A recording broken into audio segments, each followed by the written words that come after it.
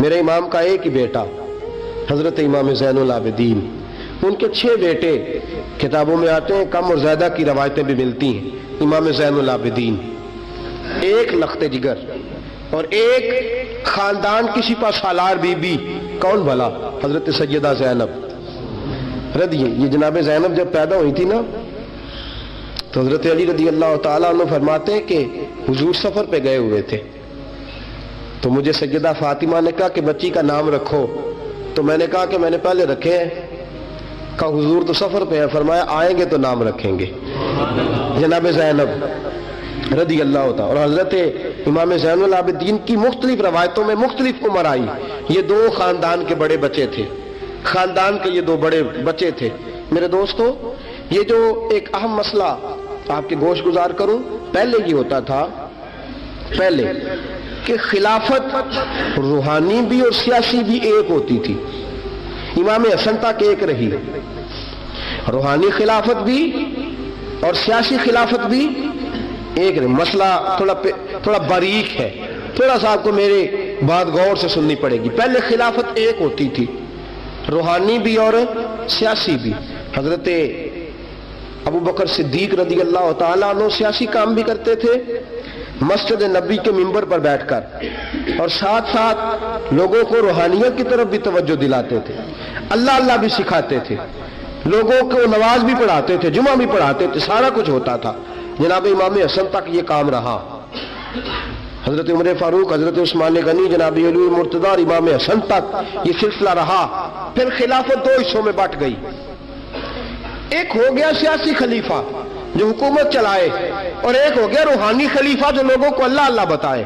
وہ جو خلافت تھی نا روحانی، وہ آج تک آ رہی ہے، صوفیاء کے ذریعے، علماء کے ذریعے، نیک اور پارسال لوگوں کے ذریعے وہ اللہ بتاتے ہیں، وہ اللہ بتاتے ہیں، پھر اپنا خلیفہ بناتے ہیں، پھر وہ اللہ بتاتا ہے۔ یہ وہ ہے خلافت۔ حضرت امام زین العابدین رضی اللہ تعالیٰ عنہ کو بادشاہ وقت نے بلایا نا اپنے پاس، تو امام زین العابدین نے فرمایا میں نہیں جاؤں گا، میں جاؤں گا۔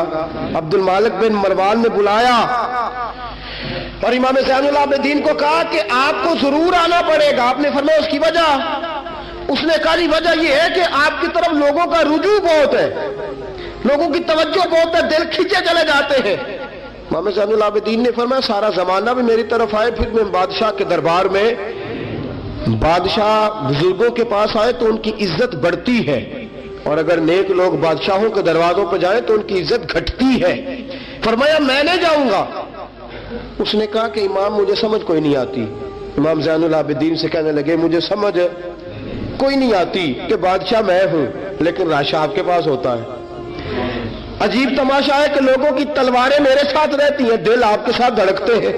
میں دیکھتا ہوں کہ مدینے کے بعد ایک کٹیا میں آپ رہتے ہیں، کٹیا میں، لیکن میں دیکھتا ہوں کہ سورج بھی چڑھتا ہے تو آپ کو سلامی دے کے چڑھتا ہے، اور چاند بھی نکلتا ہے تو حسین کے بیٹے کے قدم چوم کے نکلتا ہے۔ امام زین العابدین رضی مدینے سے باہر چلے گئے، ڈیرا لگا لیا عمر بھر اسی جگہ، نام تو علی اوس تھا نا آپ کا، لیکن زین العابدین عبادت کرنے والوں کی زینت۔ میرے امام نے خلیفہ عبد المالک بن مروان سے کہا تو باز آ جا، میں حسین کا بیٹا ہوں، مجھے لوگوں کو اللہ سکھانے دے۔ اب میں تخت خلافت پہ بیٹھ کر نہیں، میں چٹائی پہ بیٹھ کے دین پڑھاؤں گا، اب میں فرش زمین پہ بیٹھ کے لوگوں کو اللہ سکھاؤں گا۔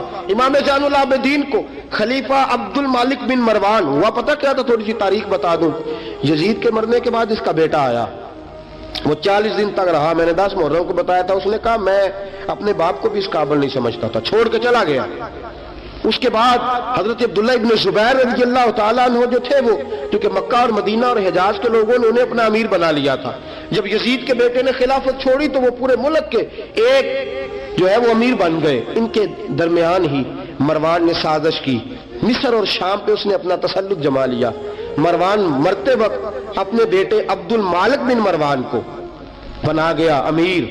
عبد المالک بن مروان بڑا ظالم، بڑا خونخوار، بڑا بد تہذیب آدمی تھا۔ امام زین العابدین سے کہنے لگا کہ آپ کو آنا پڑے گا۔ آپ نے فرمایا میں کوئی نہیں آؤں گا۔ اس نے امام زین العابدین کو گرفتار کرایا۔ بہت سارے بزرگوں نے لکھا ہے، بالخصوص امام کشیری نے رسالہ میں لکھا، گرفتار کرایا، ہاتھوں میں بیڑیاں، پیروں میں بیڑیاں۔ امام زین العابدین جس طرح نکلے تھے نا کربلا سے اور دمشق آئے تھے، गिरफ्तारी के आलम में, और फिर दमिश्क से मदीने आए थे, उसी आलम में फिर गिरफ्तार कराया। और खलीफा अब्दुल मलिक बिन मरवान के सामने जब इमाम ज़ैनुल आबिदीन पहुंचे तो आपने कहा कि तूने देखा है ना मेरे बाप के कातिलों का क्या अंजाम हुआ था, तूने देखा है मेरे बाप के कातिलों का, बाद आ जा। उसने कहा कि यजीद के पास ताकत थी, उसने आपको गिरफ्तार करा लिया था, अब मेरे पास ताकत है, मैंने भी गिरफ्तार करा लिया है। इमाम ज़ैनुल आबिदीन से कहने लगा आपके पास ताकत है तो दिखाइए, आपके पास है ताकत तो दिखाइए। इमाम ज़ैनुल आबिदीन रज़ी अल्लाह तआला अन्हु ने फरमाया तुझे कहा चैलेंज न कर, मैं दरवेश हो गया हूं, एक तरफ लग गया हूं, एक कोने में जाकर बैठ गया हूं, मदीने से बाहर जाके मैंने डेरा लगाया, बस मुझे अब छेड़ मत, मुझे अपना काम करने दे, मुझे लोगों को दीन सिखाने दे, अल्लाह अल्लाह बताने दे, तू जान, तेरी हुकूमत जाने, तेरी सल्तनत जाने, मैं तेरे काम में दखल नहीं देता, तू मेरे काम में दखल न दे, मुझे अल्लाह अल्लाह करने दे, अल्लाह अल्लाह कराने दे। कहने लगा मेरे पास ताकत है, मैंने गिरफ्तार कर लिया है। इमाम ज़ैनुल आबिदीन रज़ी अल्लाह तआला अन्हु के हाथ और पांव में बेड़ियां थी, इमाम ज़ैनुल आबिदीन की जुबान से निकला अल्लाह अल्लाह अल्लाह। तीसरी दफा जब आपकी जुबान से अल्लाह निकला सारी बेड़ियां टूट के जमीन पे गिर गईं। इमाम ज़ैनुल आबिदीन के लिए उठने लगा, फरमाया बैठ जा जमीन पे। खलीफा जमीन पे बैठा, इमाम ज़ैनुल आबिदीन रज़ी अल्लाह तआला अन्हु निकले। मुझे न कहना रवायत ज़ईफ है, रवायतें ज़ईफ होती हैं, अकीदे मजबूत होने चाहिए। हजरत इमाम ज़ैनुल आबिदीन पलटे और पलट के कहने लगे ताकत पहले भी हमारे पास थी, ताकत आज भी हमारे पास है, जब रब कहता है हम इस्तेमाल नहीं करते और जब कह देता है तो हम इस्तेमाल करना शुरू कर देते हैं। बस अल्लाह की रजा पे राजी।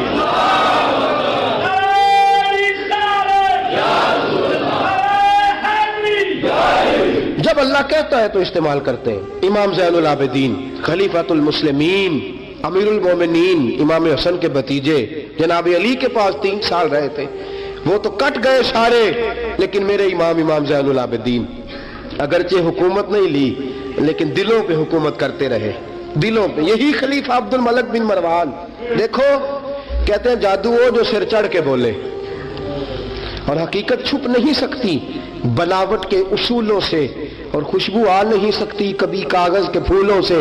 पता होता है हमें सच क्या है झूठ क्या है। तवाफ़े काबा हो रहा है, तवाफ़े काबा, एक औरत बहुत बड़ी, उसने काबे में भी आके जुल्म करने शुरू कर दिए, लोगों को तंग करना शुरू कर दिया। एक बात याद रखना, मैं गया हूं उम्रे पे, मुझे अल्लाह ने तौफीक दी है, लोग वहां जाके भी बाज नहीं आते, धक्के मारते हैं, बड़ा कुछ करते हैं, वो अल्लाह का घर है। अगर फजल ज्यादा है तो वहां गजब भी बड़ी जल्दी हो जाता है। वो बीबी बाज नहीं कहती थी मैं बहुत बड़े अमीर की बीवी हूं, खबरदार कोई करीब आया तो। हजर अस्वद के करीब गई तो हजर अस्वद ने पकड़ लिया, दबोच लिया, पकड़ लिया, छोड़ता ही कोई नहीं, चिमट गई साथ। बुलाओ लोगों को, बड़ा कुछ किया, लेकिन हजर अस्वद छोड़ता। अल्लाह आपको हज की तौफीक दे, आमीन तो कह दे, अल्लाह आपको उम्रे पे ले जाए। ये हजर अस्वद पता बंदे जाके बहादुरी दिखाते हैं, मैं जी परा सटे 5-7 बंदे, मैं फिर चुमदा रहा बड़ा चेर, एक अकलमंदी की है, एक अकलमंदी वाली बात है। वहां जाके हमारे बुजुर्ग तो कहते हैं वहां जाके जानवरों का भी अदब करो। वो खुदा रसूल के मेहमान में धक्के देते रहे, कोई अकलमंदी है ये, कोई बहादुरी नहीं। अगर सूडान वाले करते हैं, ईरान वाले करते हैं तो वो जाने, उनका रब जाने, उनके अमल जाने। हम तो वहां जाके जानवरों का भी अदब करेंगे, अदब करेंगे, एहतराम। नहीं मौका मिलता तो न मिले। मेरे हबीब ने फरमाया दूर से हाथ लहरा के चूम लो, हजर अस्वद कयामत वाले दिन तुम्हारे ईमान की गवाही दे देगा, तुम्हारे ईमानदार होने की गवाही देगा। बीबी चिमट गई साथ। खलीफा अब्दुल मलिक बिन मरवान से कहा कि वो बहुत बड़े रईस की बीवी, अब छुड़ाब सारी जिंदगी तख्त पे बैठ के इमाम ज़ैनुल आबिदीन की मुखालफत तू करता रहा है, अब छुड़ा। नीचे उतर आया, तो बीबी के खामद को कहने लगा ज़ैनुल आबिदीन के पास चले जाओ, अगर हल है तो उसके पास है, अगर कोई इलाज है तो उसके पास है, उसके पास जाओ, मैं छुड़ा सकता। उधर जाओ, उधर वो है दरवाजा, वो है जनाब अली का पोता, वो है इमाम हुसैन का जानशीन, वो बैठा है। ज़ैनुल आबिदीन तेरा तो सारा घर करबला में कट गया था, तेरे पास तो रहने को मकान तक नहीं बचा था, खून की नदियां बह गई थी, और ये क्या मामला है? امام زین العابدین کی سیرت اور صورت لوگوں کو بتاتی ہے کہ اب بھی اگر محبتوں کی وجہ سے دل جھکیں گے تو ہمارے خاندان کی طرف ہی جھکیں گے۔ امام زین العابدین کے پاس گئے، امام زین العابدین اپنے حجرے میں بیٹھے، کہا جناب ایک بی بی حجر اسود کے ساتھ لگ گئی، آپ آئیے۔ امام زین العابدین رضی اللہ تعالیٰ عنہ نے فرمایا میں نے سنا ہے رئیس کی بیوی ہے، لوگوں کو تنگ کرتی ہے، چھڑا لے گا؟ انہوں نے کہا حضرت جی وہ بھی آیا ہوا ہے، وہ کہتا ہے اگر چھڑا سکتا ہوتا تو پہلے بھی چھڑا لیتا، مہربانی کرے۔ امام زین العابدین اٹھے، ان کے ساتھ گئے، اس بی بی سے جا کے کہنے لگے تو توبہ کرتی ہے؟ توبہ کرتی ہے؟ کہنے لگی کرتی ہوں۔ امام زین العابدین کے ہاتھ اٹھے، لفظ کیا ہے؟ یا اللہ تو جانتا ہے نا میں کون ہوں۔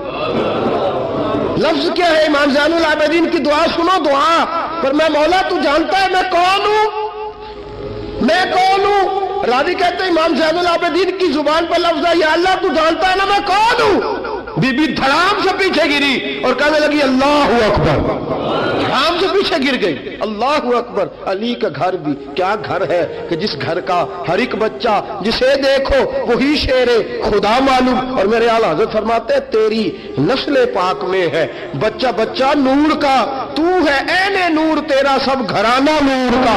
جناب امام زین العابدین رضی اللہ تعالیٰ عنہ کیا کہتے ہیں؟ یا اللہ تو جانتا ہے نا میں کون ہوں۔ ایک وہ تھے جو مٹ گئے، مٹتے ہیں، مٹ جائیں گے، مٹتے ہیں، آدھا تیرے نہ مٹا ہے نہ مٹے گا کبھی چرچا تیرا۔ ایک وہ تھے جو مٹ گئے اور ایک یہ میرے امام کا صاحبزادہ ہے۔ اور میرے دوستو وہ جو بات میں نے پہلے کہی نا، یہ اکڑے رہے، یہ ظالم اکڑے رہے، مر گئے۔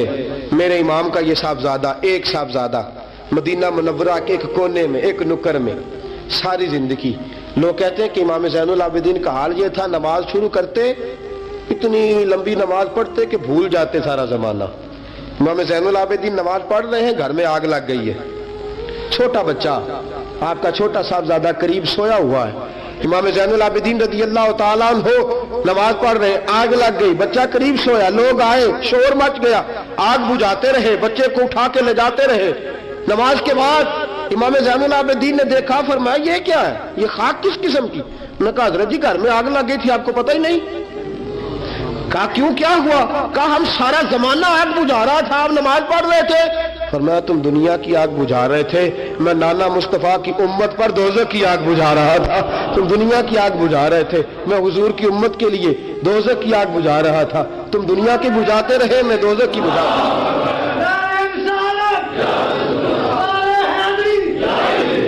یہ امام زین العابدین ہے، وہ سارے مٹ گئے۔ اور یہ امام کیسی عاجزی، کیسی انکساری، حضرت امام حسن بصری، یہ خلیفہ ہیں امام زین العابدین کے بھی اور خلیفہ ہیں حضرت امام باقر کے بھی۔ امام باقر امام زین العابدین کے بیٹے ہیں، امام جعفر صادق ان کے پوتے ہیں۔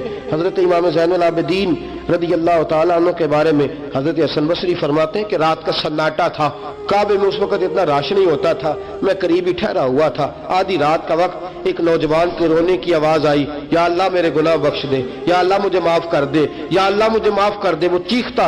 امام حسن بصری فرماتے ہیں کہ میں سویا ہوا تھا اپنے حجرے میں، کعبے کے قریب ٹھہرا ہوا تھا۔ فرماتے ہیں کہ میری اس نوجوان کی آہوزاری کی وجہ سے میری آنکھ کھل گئی، اس کی طلب کی وجہ سے میں اٹھا۔ اور فرماتے ہیں کہ میں نے سوچا بہت بڑا کوئی گناہگار آ گیا ہے۔ فرماتے ہیں کہ وہ کیا کہتا ہے، جب میں اٹھا ہوں کعبے کے قریب گیا ہوں کہ جا کے تسلی دیتا ہوں تو اس کی زبان سے جملہ نکلا، کہنے لگا یا اللہ مجھے قیامت میں ذلیل نہ کرنا، اے اللہ اگر میرے عمل اچھے نہیں تو مجھے قیامت کے دن اندھا کر کے اٹھانا، میں تیرے نیک بندوں کے سامنے کیا جواب دوں گا۔ فرماتے ہیں وہ نوجوان تڑپتا ہے، روتا ہے۔ حضرت حسن بصری فرماتے ہیں کہ میرے پہنچتے پہنچتے وہ اتنا بلند آواز سے تڑپنے لگا کہ بے ہوش ہو کے زمین پہ گرا۔ آپ فرماتے ہیں میں قریب گیا، اس نوجوان کے قریب گیا تو بڑی خوبصورت خوشبو مجھے آئی۔ فرماتے میرے دل میں خیال تھا تسلی دوں گا کہ بیٹا ٹھہر جا، میں بھی دعا کرتا ہوں، تو بھی دعا کر، اللہ بڑا مہربان ہے معاف کر دے گا۔ فرماتے ہیں جب میں نے اس نوجوان کے چہرے سے زلفیں ہٹائی، گرد صاف کی تو میرے پاؤں تلے سے زمین نکل گئی۔ یہ تو امام حسین کا بیٹا زین العابدین ہے، یہ تو امام حسین کے لخت جگر، علی المرتضیٰ کے جگر پارے جناب سیدہ فاطمہ کے نور نظر ہے، یہ تو حضرت شہر بانو شہزادی کے بیٹے ہیں۔ اتنی آہوزاری، اتنی تڑپ اتنی بے چینی، اتنا اللہ سے تعلق۔ حضرت حسن بصری فرماتے ہیں کہ قدموں پہ گرا، پاؤں چومے۔ امام زین العابدین کی آنکھ کھلی تو کہا حسن بصری نہ کر، نہ کر، تو بزرگ ہے۔ امام زین العابدین اٹھ کے بیٹھ گئے۔ حضرت حسن بصری رحمت اللہ تعالی علیہ فرماتے ہیں میری آنکھ نکل گئی، آنسو میرے بہہ گئے۔ میں نے کہا زین العابدین کہاں سے دل لے کے آئے ہو تم لوگ، اور کہاں سے سنوارا ہے خدا نے تمہارے خاندان کو؟ سارا کچھ دے بھی دیتے ہو اللہ کی راہ میں، سارا کچھ لٹا بھی دیتے ہو، سارا کچھ قربان بھی کر دیتے ہو، اپنے لیے رکھتا بھی کچھ نہیں، اور پھر بھی معافیاں ہی مانگتے پھرتے ہو، پھر بھی معافیاں ہی مانگتے پھرتے ہو، پھر بھی روتے پھرتے ہو، پھر بھی بارگاہ خدا بندی کے اندر آہوزاریاں کرتے رہتے ہو۔ حضرت حسن بصری رحمت اللہ تعالی علیہ فرماتے کہ وہ زمانہ میں نے امام زین العابدین کا دیکھا۔ میرے دوستو وہ تو مٹ گئے، اکڑے رہے نا، مٹ گئے، کربلا کے بعد وہ مٹ گئے میرے امام کو مٹانے والے، لیکن امام زین العابدین میرے امام کا ایک صاحبزادہ بچہ تھا، لیکن انہوں نے روحانی خلافت کا آغاز کر دیا۔ پوری دنیا میں میرے امام زین العابدین کا فیض ہے، جسمانی بھی ہے، روحانی بھی ہے، علمی بھی ہے۔ امام زین العابدین نے زندگی پوری گزار دی ایک کونے میں لگ کے۔ امام زین العابدین کسی سیاسی کام میں کبھی مداخلت نہیں۔ حضرت امام جعفر صادق کا زمانہ آیا تو پھر بادشاہ نے بلایا امام جعفر صادق کو، اور یہ امام جعفر صادق وہ بزرگ ہیں کہ حضرت امام اعظم ابو حنیفہ رحمۃ اللہ علیہ امام جعفر صادق کے مرید ہے، ان کے مرید ہیں، ان کے خلیفہ ہیں۔ حضرت امام جعفر صادق کو بلایا، اور جب سیدنا امام جعفر صادق رحمۃ اللہ علیہ رضی اللہ عنہ پہنچے تو آپ نے شاندار لباس پہنا، شاندار لباس پہنا، اور اعلیٰ قسم کا جبہ پہنا، اعلیٰ قسم کی پگڑی باندھی، ہاتھ کے اندر عصا پکڑا، اور حضرت امام جعفر صادق رضی اللہ تعالیٰ عنہ کچے مکان سے نکلے، لیکن ذرا باوقار ہو کے نکلے، دربار بادشاہ، دربار خلافت میں پہنچے، اپنی کھنڈی کو، اپنی چھڑی کو ہلایا۔ میں کیوں بلایا مجھے؟ وہ بادشاہ جس نے کہا تھا بلاؤ ذرا پتہ کرتا ہوں کیوں میلہ لگا رکھا ہے۔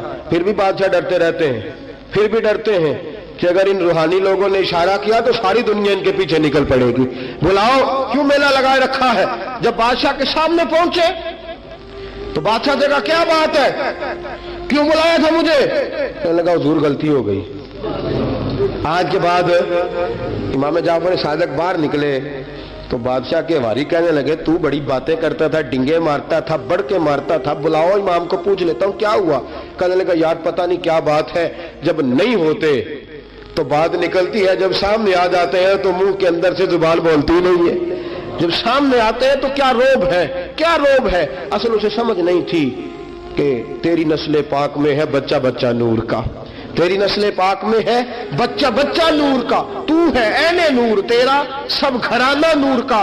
حضرت امام جعفر صادق باہر نکلے تو آپ کا خادم گھر جا کے کہنے لگا امام صاحب اعلیٰ قسم کا لباس، لوگ باتیں کر رہے تھے، اتنا بڑا قیمتی لباس، لوگ گفتگو کر رہے تھے۔ تو حضرت امام جعفر صادق نے قمیض اتارا، نیچے ٹاٹ کا لباس تھا، فرمایا یہ جو اوپر پہنا ہے یہ مخلوق کو دکھانے کے لیے ہے، اور جو اندر پہنا ہے وہ رب کو دکھانے کے لیے ہے۔ اندر اللہ کو دکھانے کے لیے ٹاٹ کا ہے، لیکن مخلوق کو دکھانے کے لیے میں نے اعلیٰ لباس پہنا ہے۔ ان کے دل میں خیال نہ آئے کہ رسول پاک کے اہل بیت شاید کمزور ہو گئے ہیں، اس لیے ڈرتے اور سہمے ہوئے آتے ہیں۔ میرے نبی کے خاندان نے اس وقت سے لے کر تا دم آخری آج تک ایک پورا کردار ادا کیا ہے۔ سادات کا دین میں ایک پورا کردار رہا ہے، تحریر کے معاملات میں، تقریر کے معاملات میں، تدریس کے معاملات میں سادات کا پورا کردار رہا۔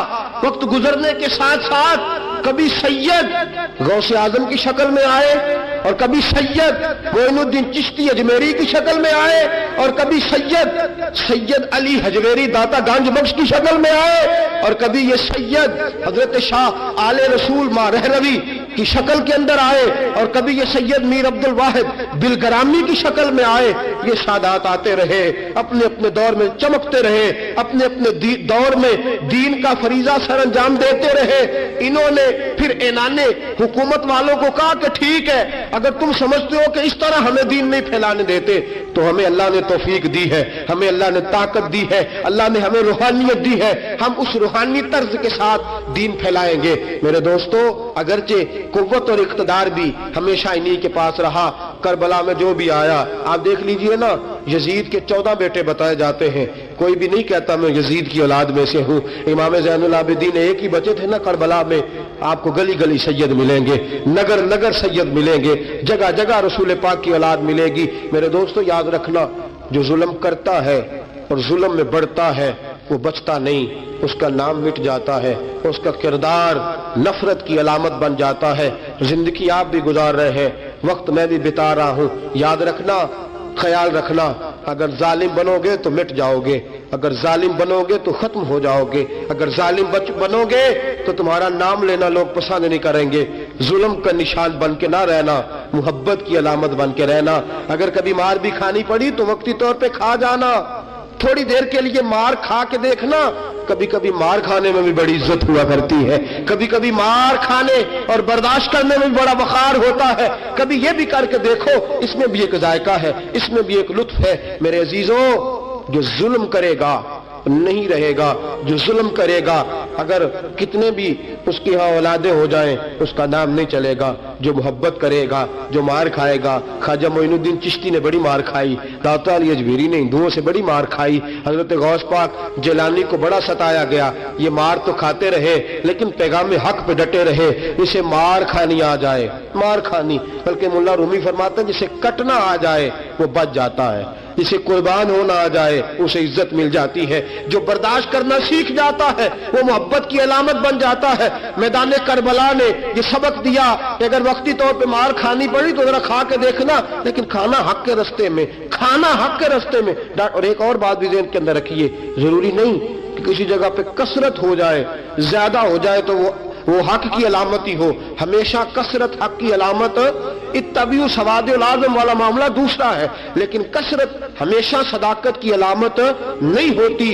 یزید کے ساتھ تھے تو بہت زیادہ، لیکن کبھی بھی دل کے ساتھ انہوں نے یزید کی سپورٹ نہیں کی، تھے بہت امام حسین کے ساتھ، اس وقت تو تھوڑے تھے، لیکن ذرا آج تک دیکھیے کتنے ہیں جو امام حسین سے پیار کرتے ہیں، میدان کربلا سے لے کر آج تک۔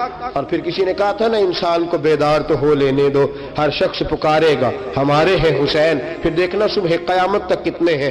حق کے نام پہ ڈٹ جاؤ، اگر تم ایک بھی ہوئے، دو بھی ہوئے، 10 اور 12 14 بھی ہوئے، رہنا حق پہ قائم رہنا، مار کھا کے دیکھنا، اس میں بھی بڑی لذت ہے۔ ظلم سے بچنا، ظلم بہت بڑا عیب ہے، ظلم بہت بڑی بیماری ہے، لگ جائے گی تو نام و نشان مٹا دے گی، ختم کر دے گی صفحہ ہستی سے ظالم کو۔ اللہ میں ہر قسم کے ظلم سے بچائے، ہمیشہ مدحت خیر الانام میں گزرے، دعا ہے یہ عمر درود و سلام میں گزرے، وآخر دعوانا الحمدللہ۔ اور اگر آپ نے ابھی تک ہمارا چینل سبسکرائب نہیں کیا تو فوراً سبسکرائب کیجئے، ساتھ ہی بیل آئیکن پر کلک کریں تاکہ مزید آنے والی ویڈیو ہیں وہ آپ کو وقت پر ملتی رہیں۔ اللہ حافظ۔